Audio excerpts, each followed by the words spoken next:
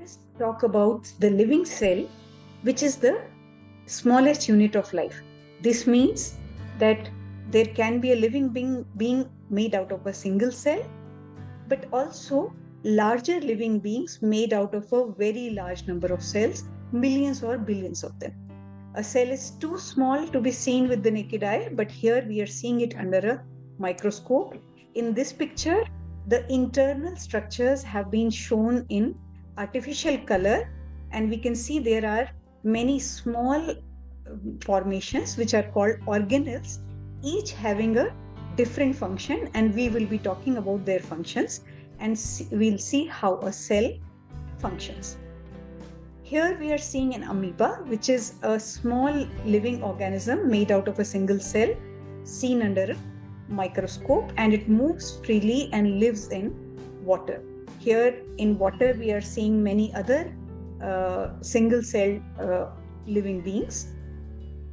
Here, if we want to see plant cells, normally a very large number of cells are stacked together, but if in an onion we take out the very thin film available, that is a single cell layer, and if we color it and see it under a microscope, we see it like this. Many cells stacked together and there are dots in between. Similarly, for animal cells, we can easily take out from the inside of our cheek using a toothpick a little scraping, and then color it and see it under a microscope, and we see these are individual animal cells. Here we are seeing a large number of skin cells joined together to create the skin. Here we are seeing a large number of cells of a leaf of different shapes and sizes. Here we see one cell dividing in two to give birth to a daughter cell. And now we are ready to talk about what is there inside a cell and how a cell functions.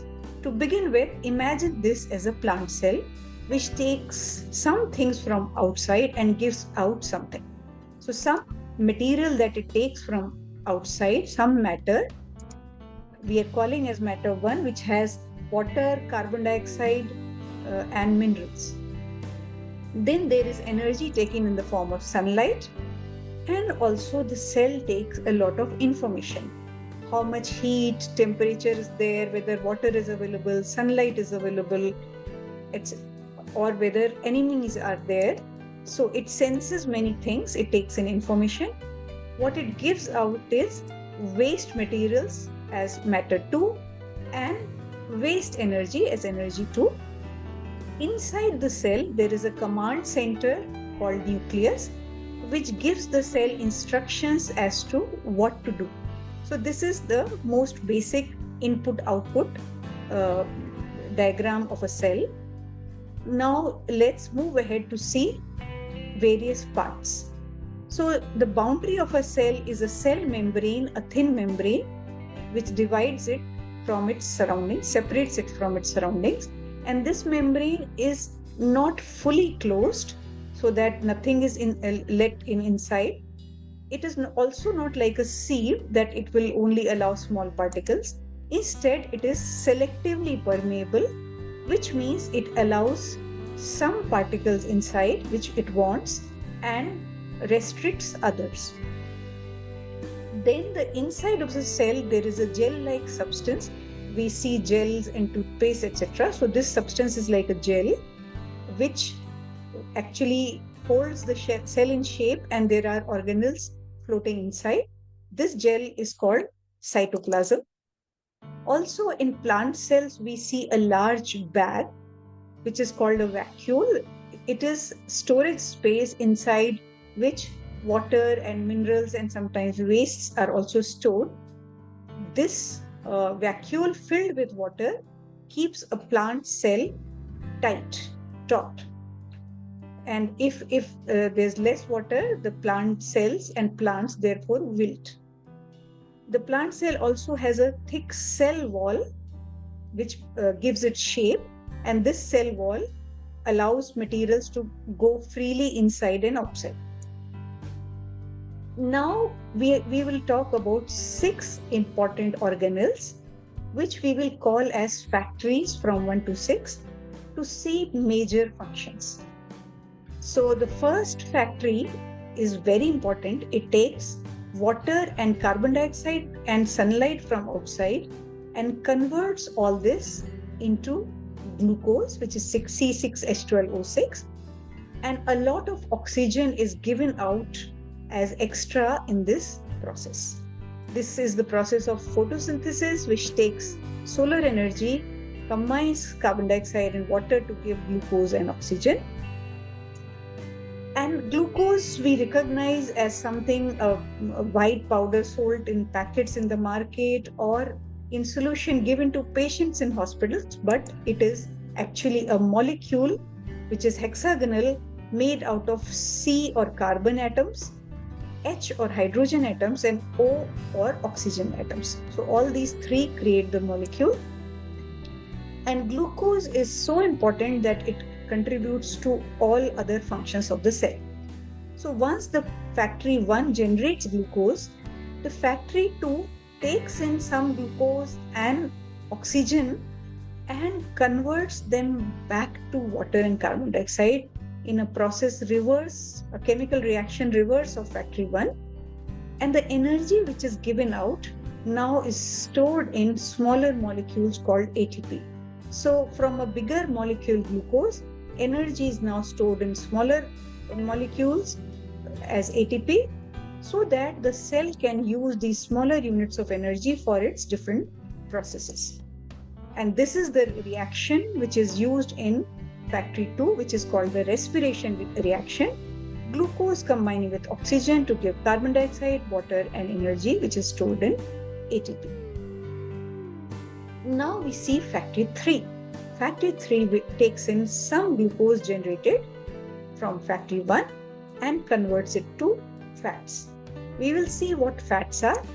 Fats are what we recognize in ordinary life as oils, ghee, etc.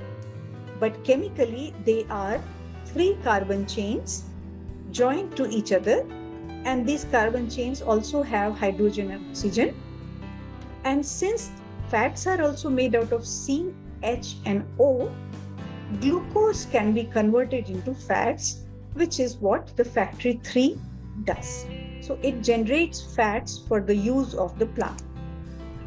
Now factory 4 generates something else. It takes glucose, but it also takes a source of nitrogen, often nitrates, from the soil, and then with the help of these it generates various kinds of proteins. And what proteins are to be made, that instruction is given by the nucleus. So proteins are generated. Let us see what proteins are. In ordinary life, we recognize proteins in cheese or paneer or pulses, but protein chemically are a combination of amino acids.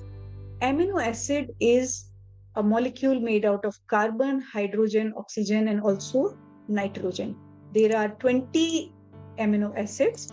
So if we think of these different amino acids as beads, their string called peptide, when it folds and makes special shapes, these are proteins.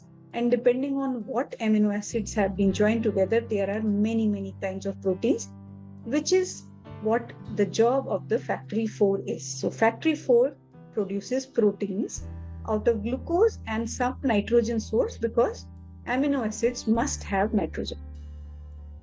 Now we come to factory 5. After glucose, fats, and proteins are generated, factory 5 combines many of them to create new molecules which the cell needs. Here is an example. Here, a protein backbone has been joined together with carbohydrates, and this has been created by factory 5. So the job of the factory 5 is to create new molecules. And now all these 5 factories are doing their job. The factory 6 will take all wastes and all breakdown products, anything that gets broken or wasted in other functions, and recycles that waste, converts it into simple molecules that the cell can use. So the cell tries to utilize its waste to the extent it can. And this is how that whole process is linked together.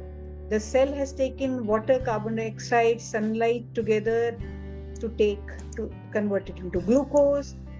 That glucose is stored but also converted to energy in the form of ATP. And then this glucose is used to generate some fats. Some of it goes as proteins. And now fats, proteins, and glucose can be joined and to create new molecules. And all the wastes in all these processes are now converted into simple molecules or recycled or utilized again. The same process we now see visually as a diagram. Here we recognize that factory 1 takes in sunlight, carbon dioxide, and water to generate the hexagonal glucose molecule. Factory 2 takes the glucose, converts it into energy.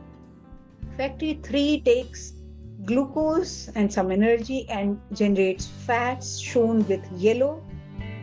Then factory 4 takes glucose and nitrogen source to create, and some energy to create protein, which is shown with red. Factory 5 takes glucose, proteins, and fats and creates new molecules by joining them, utilizing some energy in the process. And factory 6 takes all the waste and takes some energy to create simple molecules. So this way we have talked about all the major important processes happening inside a cell with 6 organelles. And in the next video, we will see the names and shapes of these organelles.